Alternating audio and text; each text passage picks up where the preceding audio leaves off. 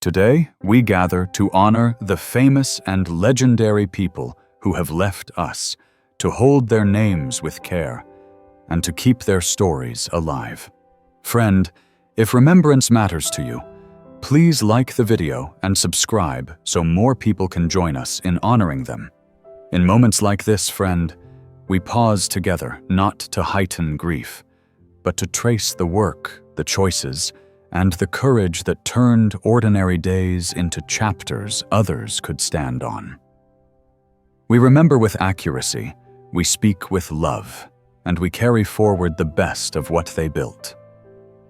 Jim Avila, born July 26, 1955, died November 13, 2025, in Mission Viejo, California. United States, age 70, cause of death not publicly disclosed as of November 14, 2025.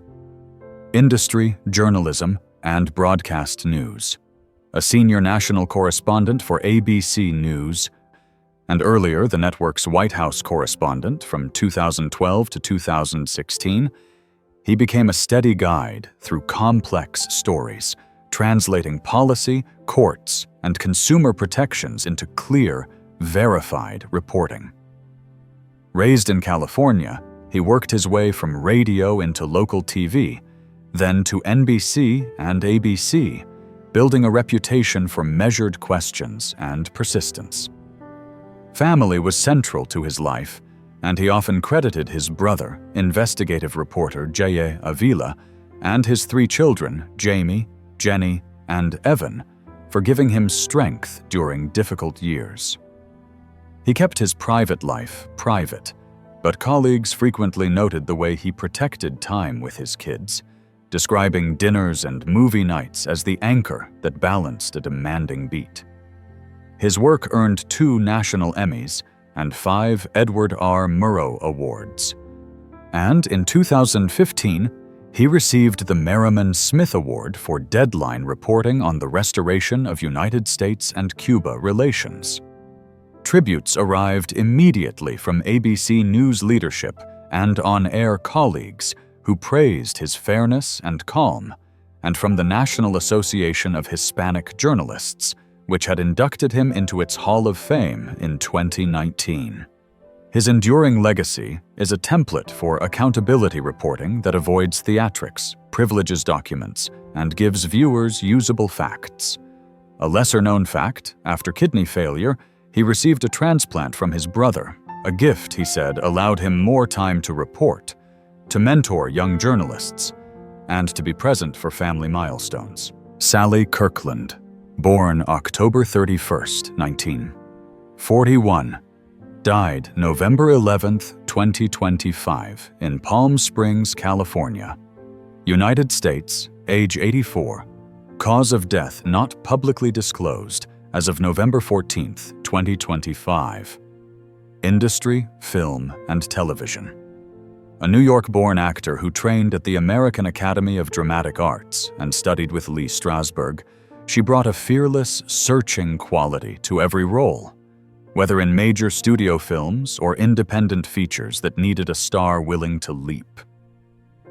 Her mother, Sally Kirkland Sr., was a fashion editor at Vogue and Life, and that early immersion in style and image did not blunt her appetite for raw, risky parts.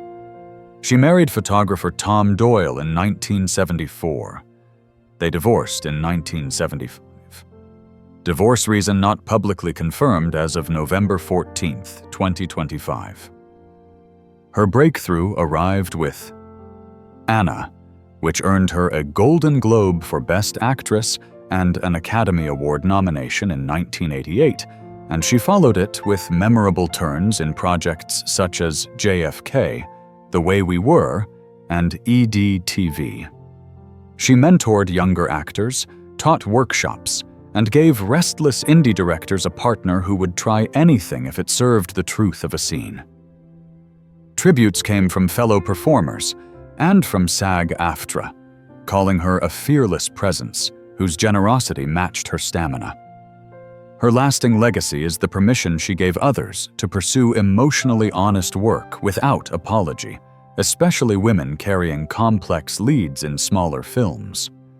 One lesser-known fact: Time magazine once jokingly dubbed her the latter-day Isadora Duncan of nudo-thespianism, a nod to her willingness to use her whole body as instrument when the material demanded it. Michael Ray Richardson, born April 11, 1955, died November 11, 2025, in Lawton, Oklahoma, United States, age 70, prostate cancer. Industry, sports. A 4-time NBA All-Star and 2-time All-Defensive first-team guard who led the league in steals 3 times. He was a live wire on the court. A playmaker whose anticipation created instant fast breaks and whose handle let him improvise at full speed. Born in Lubbock, Texas, and raised in Denver, he starred at the University of Montana, then went 4th overall in the 1978 NBA draft to the New York Knicks, later lifting the New Jersey Nets with veteran savvy.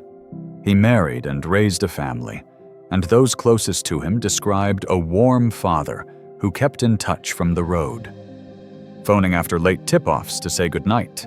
His career carried controversy, most notably the NBA's lifetime ban in 1986 for cocaine use, and a 2007 suspension in the Continental Basketball Association following offensive remarks, for which he apologized. After treatment, he rebuilt his life and career overseas, playing well into his 40s and winning respect as a coach who poured second chances into young guards. His achievements include leading the NBA in steals 3 times, 4 All-Star selections, and a reputation as one of the quickest end-to-end defenders of his era. Reactions from former teammates, fans, and teams highlighted how often he owned his mistakes, mentored others, and still flashed a smile that could reset a locker room after a bad quarter. The legacy he leaves is a map for athletes who stumble, get help, and then use experience to lift the next generation. A lesser-known fact, he extended his playing days abroad until age 47, a rare feat that testified to his love of the game. Cleto Escobedo III, born August 23, 1966, died November 11, 2025, in Los Angeles, California, United States, age 59, cause of death not publicly disclosed as of November 14, 2025. Industry, music, and television. As the longtime band leader of Jimmy Kimmel Live, he set the nightly mood with saxophone lines that could be playful, funky, or tender, co-wrote the show's theme, and guided hundreds of guest performances with the ease of a friend who knew exactly how to make room. Born in Las Vegas to saxophonist Cleto Escobedo Jr., he grew up in a family where rehearsal and family dinner often shared the same hour, a foundation that made bandstands feel like home. He married Lori, and they raised 2 children, Jesse and Cruz, a partnership he celebrated often, calling them the heartbeat behind the show's long run. Before late night, he toured with artists such as Paula Abdul and Mark Anthony, giving him a studio tightness that translated perfectly to television's time cues. The music community responded instantly, and Jimmy Kimmel's on-air tribute, given through tears, called him generous, funny, and the rare collaborator who could elevate a room simply by listening. His enduring legacy is the way he bridged television and live music, showing millions that a house band could provide both comic timing and a nightly masterclass in groove. A lesser-known fact, beyond co-writing the theme, he quietly arranged parts to spotlight his father in the band. An affectionate nod that turned a network stage into a family set. Paul Tagliabue, born November 24, 1940, died November 9, 2025, age 84, heart failure. Primary industry, sports leadership. Paul Tagliabue, an American attorney who served as NFL commissioner from 1989 to 2006, guided the league through expansion to Jacksonville, Charlotte, the reconstituted Cleveland franchise, and Houston secured landmark television contracts and launched NFL Network, moves that accelerated the sport's reach and revenue. The son of Charles and Josephine Tagliabue in Jersey City, New Jersey, he captained Georgetown's basketball team, earned a law degree at NYU, and practiced at Covington and Burling before joining the NFL. He married Chandler Tagliabue in 1965, and friends frequently noted their steady partnership during league crises.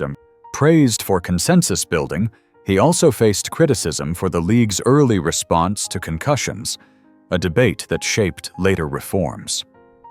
Honors included induction into the Pro Football Hall of Fame in 2020 as a contributor, and leadership roles at Georgetown and the U.S. Olympic Committee. Tributes after his death described a measured strategist who valued institutions over headlines, and owners, coaches, and players credited his legal discipline with modernizing the league. His enduring legacy is a template for steady governance in a sport that mixes spectacle with complex labor issues. A lesser-known fact: he once argued a voting rights case before the U.S. Supreme Court early in his legal career, an experience he said taught him to think 5 moves ahead. Alex Trebek, born July 28, 1940, died November 8, 2020, age 80, pancreatic cancer. Primary industry, television. Alex Trebek, the Canadian-American host of Jeopardy, turned a quiz show into a nightly ritual of curiosity and civility, keeping contestants at ease while holding the format's standards with gentle precision. Born in Sudbury, Ontario, to George and Lucille Trebek, he joined the CBC during college and moved to U.S. television for programs like High Rollers before taking the Jeopardy lectern in 1984. He married John Curavan in 1990, often crediting her grounding presence during his long run and later illness, and shared proud stories about their children, Matthew and Emily. Though largely controversy-free, he occasionally sparred with critics over clue difficulty and format tweaks, answering with the same dry humor viewers loved. Honors included multiple Daytime Emmy Awards for Outstanding Game Show Host and a 2011 Lifetime Achievement Award, plus the Order of Canada and stars on both the Hollywood and Canada Walks of Fame. The night he died, tributes from former champions, writers, and fans framed him as the rare broadcaster who made intelligence feel welcoming. His enduring legacy is a public image of grace under pressure, a reminder that kindness and rigor can share the same stage. A lesser-known fact: he helped preserve Los Angeles green space by donating land that became the Trebek Open Space Trail Network. Stan Lee, born December 28, 1922, died November 12, 2018, age 95. Cardiac arrest with respiratory failure. Primary industry, comics and film producing. Stan Lee, an American writer, editor, and executive, helped reinvent superheroes as witty, flawed neighbors, co-creating Spider-Man, the Fantastic Four, the X-Men, the Hulk, Black Panther, and others, a tonal shift that shaped modern blockbuster cinema. The son of Jack and Celia Lieber, he grew up in Manhattan during the Depression and entered Timely Comics as a teenager, rising from office assistant to editor. He married Joan Bucock in 1947, crediting her candor for nudging him to take creative risks in the 1960s, and the couple's decades-long bond became part of his public charm. He faced controversies over credit with collaborators Jack Kirby and Steve Ditko, and in later life he confronted elder abuse allegations around his caretakers, matters documented by reporters and the courts. Among many honors, he received the 2008 National Medal of Arts, and his cameo tradition, from television serials to Marvel films, became a fan ritual. The industry's immediate reaction was gratitude, with creators across publishers acknowledging that Lee's voice broadened the audience for comics. His enduring legacy is a storytelling approach that treats power and insecurity as siblings, inviting readers to recognize themselves in capes and street clothes alike. A lesser-known fact, he originally saved the name Stan Lee as a pen name so he could write serious novels under his birth name, Stanley Martin Lieber. John Hillerman. Born December 20th, 1932, died November 9th, 2017, age 84, heart disease. Primary industry, television and film acting. John Hillerman, an American character actor, gave Magnum PI its crisp axis as Jonathan Higgins, turning posture, clipped phrasing, and bone-dry timing into a weekly duel with Tom Selleck that critics praised for elegance. Born in Denison, Texas, to Christopher and Lenora Hillerman, he studied journalism before honing technique in regional theater and on Broadway, then appeared in films with Peter Bogdanovich and Mel Brooks before his signature television role. He never married, keeping a private personal life that let the roles do the talking, though colleagues repeatedly mentioned his courtly manners off-camera. He won the 1987 Primetime Emmy Award for Outstanding Supporting Actor in a Drama Series and a 1982 Golden Globe for Magnum, affirmations of craft in a part that could have been mere foil. The reaction from co-stars and British viewers was affectionate amusement, many noting they were surprised to learn he was Texan, not British, after years of hearing Higgins.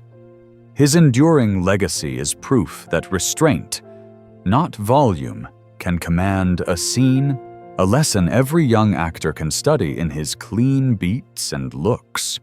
A lesser-known fact, he largely retired in the late 1990s to Texas, happy to be recognized in grocery aisles as the man who made the island's most exacting caretaker beloved.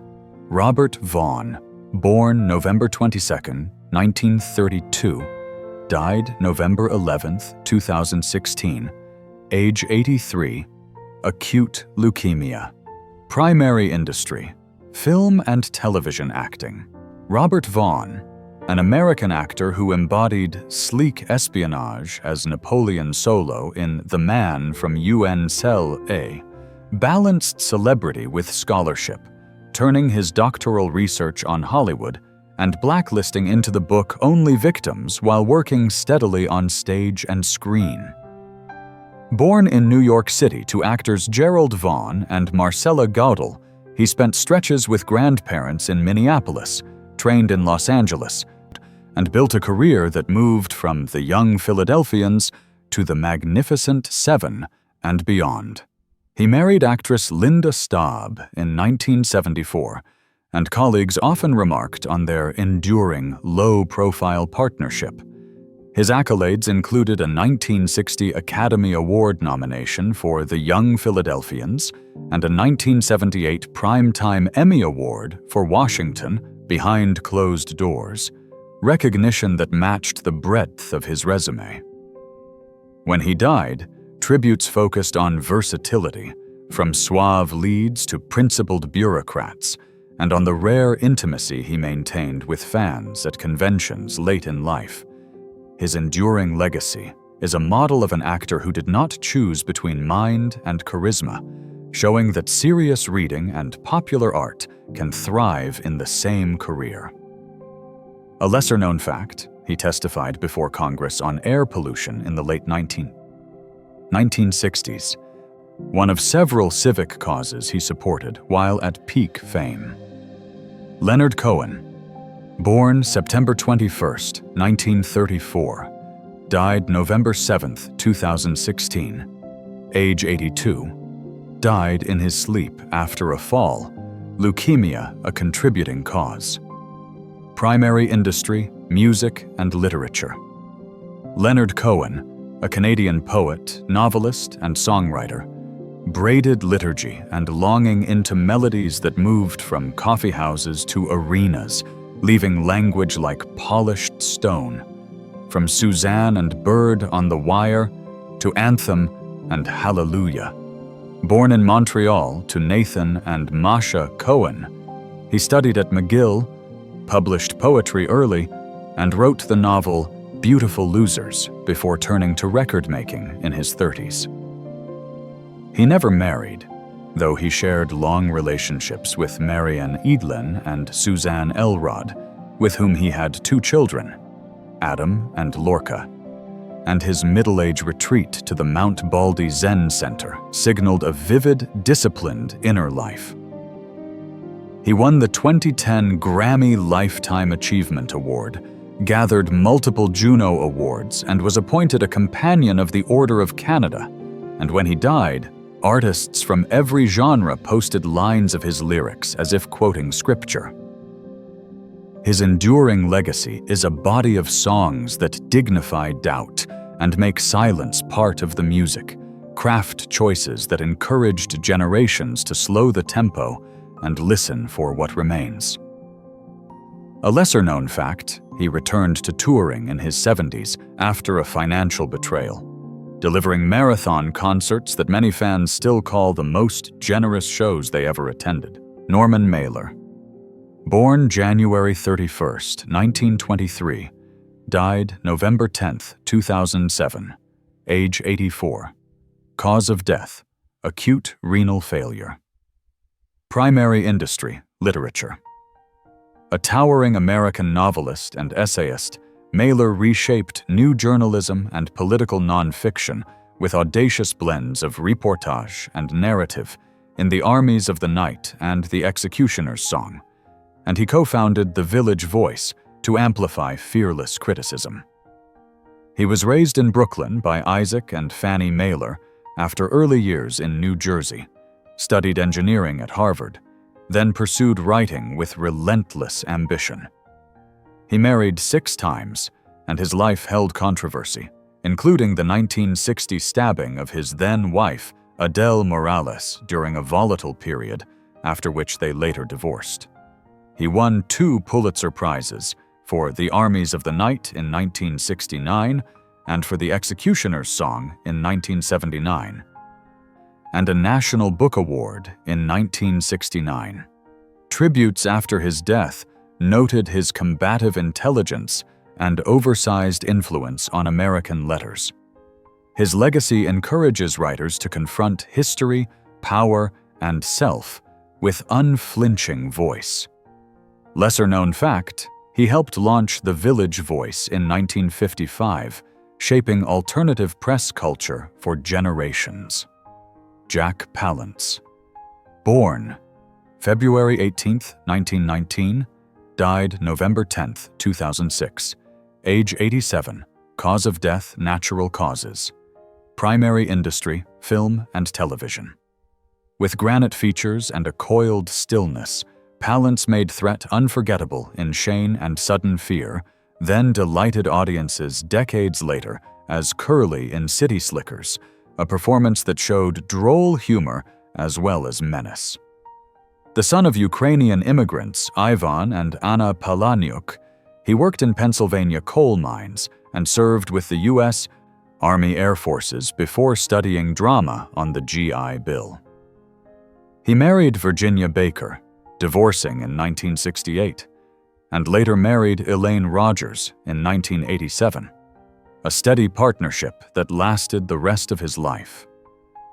He won the Academy Award for Best Supporting Actor in 1992 for City Slickers, and famously did 1 armed push-ups on the Oscars stage.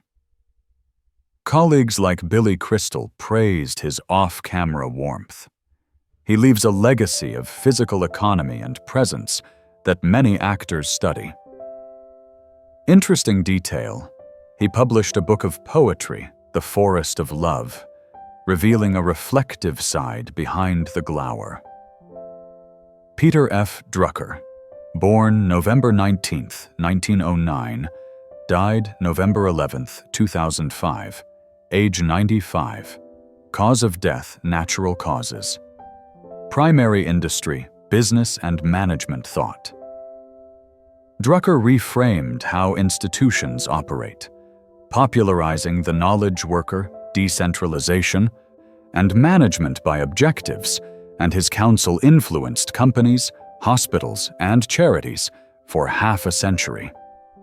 Born in Vienna to Adolf and Caroline Drucker, he studied law and economics, worked as a journalist and economist in Europe, then emigrated to the United States to teach and write, eventually anchoring at Claremont Graduate University.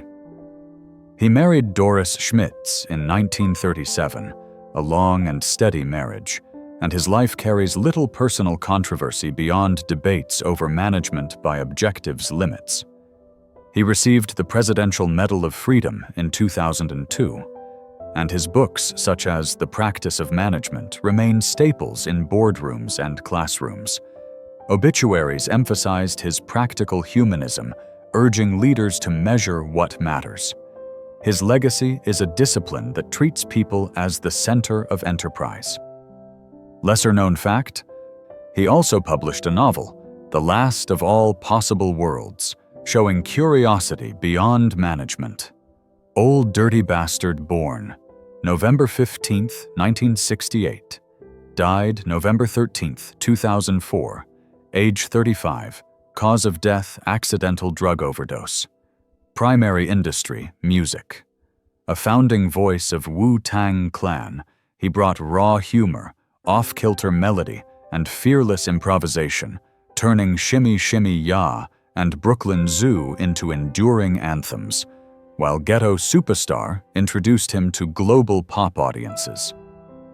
Raised in Brooklyn by his mother, Cherry Jones, he formed early musical bonds with cousins Robert Diggs and Gary Grice, later known as Arza and GZA. He married Iceline Jones, a complicated relationship amid legal troubles that at times overshadowed his artistry, including the 1998 Grammy stage interruption that became hip-hop lore. He earned a Grammy nomination in 1999 for Ghetto Superstar, and after his death, tributes from fellow artists highlighted his singular voice and vulnerability. His legacy is creative bravery, the permission to be wildly original and emotionally blunt. One lesser-known fact, at the height of his fame, he filmed a welfare office visit for MTV, a chaotic performance that sparked debate about poverty, art, and spectacle.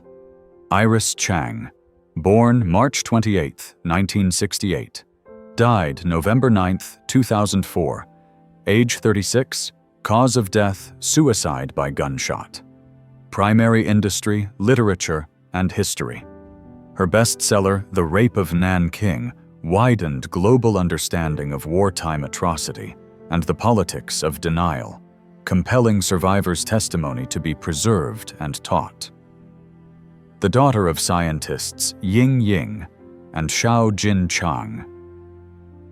She grew up in Illinois after being born in New Jersey and studied at the University of Illinois and Johns Hopkins, training as a journalist who moved seamlessly between archives and human stories.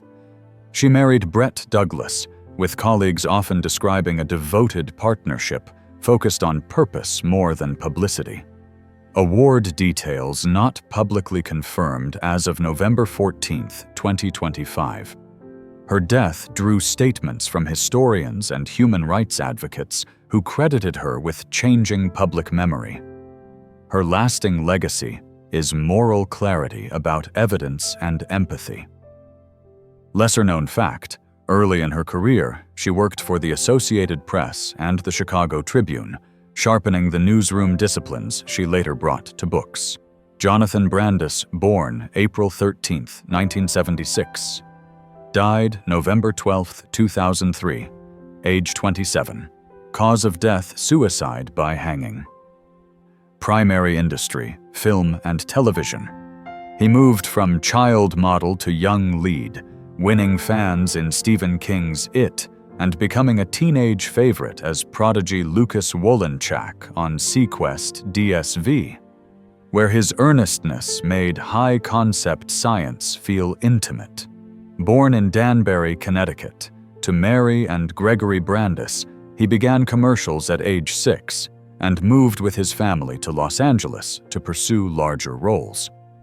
He was not married, though a well-known relationship with actress Tatyana Ali kept him in the celebrity press, and he later spoke about career pressures during the transition to adult roles. He received a Young Artist Award in 1994 for Sequest DSV, and the outpouring after his death from peers and fans underscored how intensely a generation had grown up with him. His legacy warns about the hidden costs of child stardom while honoring his craft.